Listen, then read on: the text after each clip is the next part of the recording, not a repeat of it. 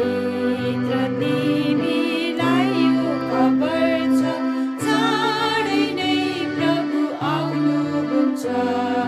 सुसमाचार सुनिराख, आफ्नो आत्मालाई बचाइ माग। प्रभु येशू ख्रीष्टको अति पवित्र नाममा यहाँहरूलाई हार्दिक अभिवादन। प्रियहरू, पाप यो शब्द मानिसहरू सुन्न पनि मन पराउँदैनन्। फेरि यसलाई यो एक नकारात्मक विचारको रूपमा मानिलिँदै विभिन्न नाम दिन्छन्, जस्तो कमजोरी, भुल, चुक, गल्ती इत्यादि।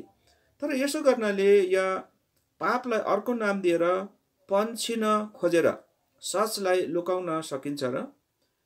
मानिस पापी छ र उसको जुन दुर्दशा छ यो पनि ऊभित्र भएको पापको कारण नै हो। परमेश्वर पापलाई घृणा गर्नुहुन्छ।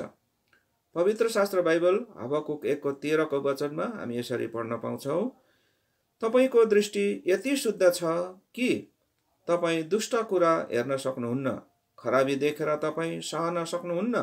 त्यसो भए छल गर्ने मानिसहरूलाई किन तपाईँ सहनुहुन्छ? आफूभन्दा धर्मी मानिसहरूलाई दुष्टहरूले निल्दा तपाईँ किन चुप लाग्नुहुन्छ?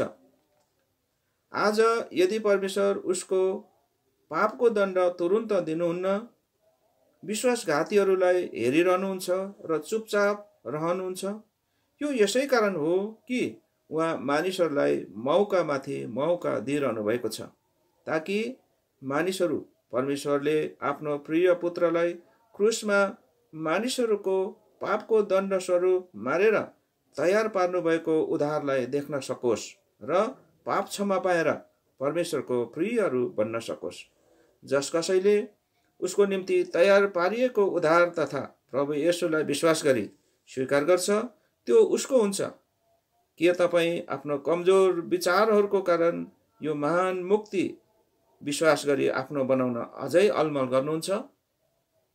परमेश्वरले यो वचन बुझ्न र उचित निर्णय गर्न सहायता गरून्। धन्यवाद।